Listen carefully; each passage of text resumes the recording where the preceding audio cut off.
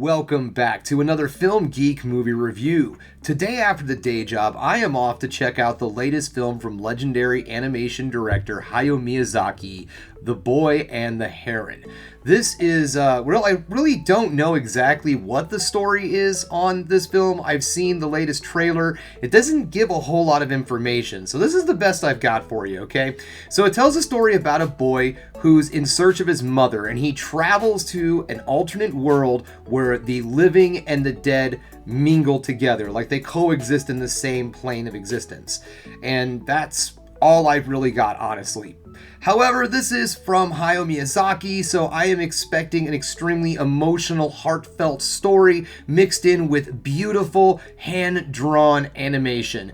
I am really excited to go see this movie. I am a big fan of Miyazaki. I love his work. Anything, honestly, Studio Ghibli puts out, I am an absolute huge fan of, and I am really looking forward to seeing this movie because I am going to see it at a special IMAX performance. So yeah, this is going to be an early access IMAX event. I am really excited. So you know what? The day at work cannot go fast enough. So you know what? It's enough of me sitting here yammering. I need to get out the door to get to work, and then I'm off to check out The Boy and the Heron.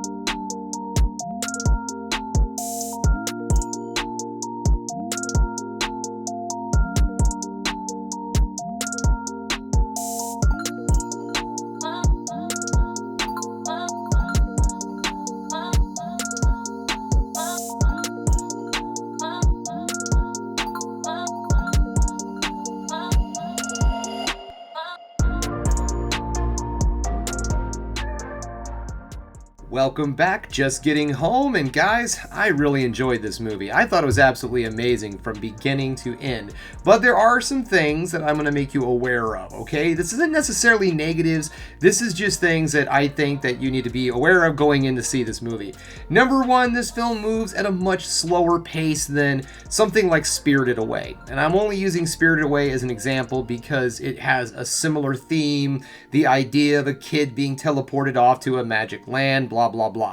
So that movie does have a lot more action attached to it. I believe it's also meant for a much younger audience, so it moves along much quicker. This film, I don't necessarily feel like this is something that was targeted towards children, even though the main character is a child. The themes and the way that the film is presented, I just don't know if it's going to hold a kid's attention or not. This is not My Neighbor Totoro, is all I'm trying to say, okay? This is got a lot more adult themes, and it's got a lot more adult imagery than you're going to find in something else put out by Studio Ghibli. Now, also, this film not only has much more adult themes in it, the animation, while very typical Miyazaki, in my opinion, goes a lot more surrealistic than he has in other films. And I know, I'm sitting here talking about the guy who made My Neighbor Totoro and surrealistic imagery. I mean, for Christ's sakes, there's a cat bus in that movie.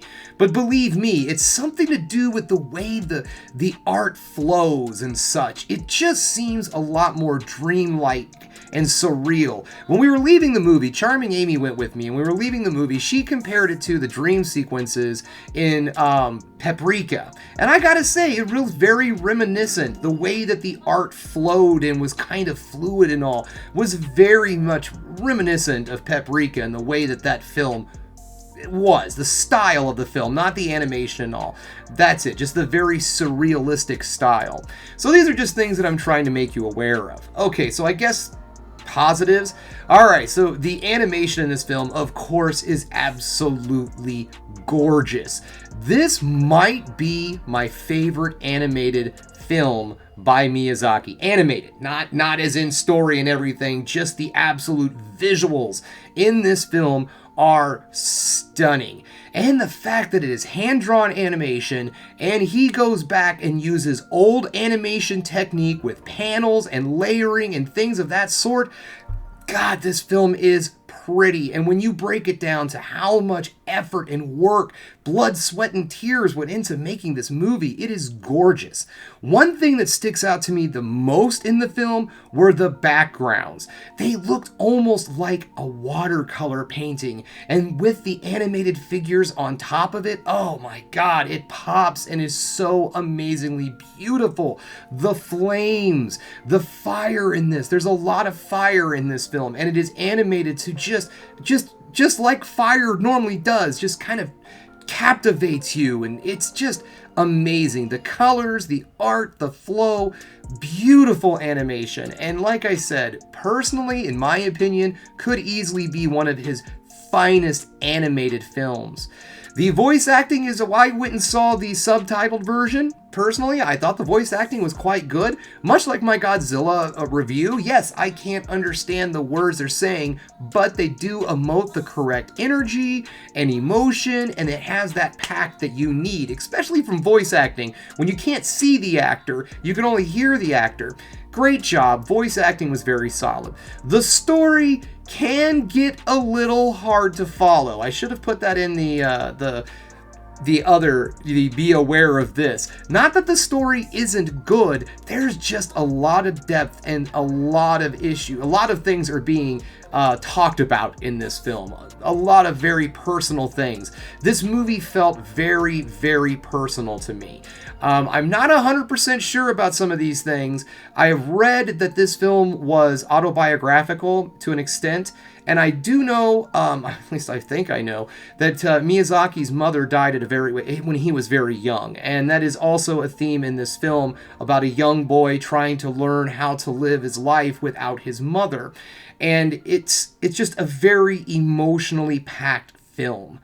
And guys, I cannot say enough good things about this movie. And you know what? As of right now, Japan is winning December. Okay, I've seen Godzilla -1, and now The Boy and the Heron, and I'm telling you guys, Japan's winning right now.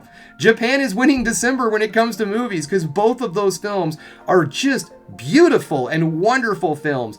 And Mr. Miyazaki, you have done it again. You have knocked out of the ballpark, and that's all I have to say. Thank you for all that you have done for us. This being your final film, thank you so much for all of the wonderful entertainment that you have given us over the years. Guys, this is a solid film. Get out there, see this movie in theaters, enjoy it, love it for what it is. That's all I have for you today, guys. Thanks again for checking out the Film Geek. If you liked what you saw here today, go ahead and subscribe to the channel, ring that bell for notifications, and give me the old thumbs up so I know you like what you're seeing. And if there's one more thing you can do, folks, that is keep watching movies. You know I'm gonna.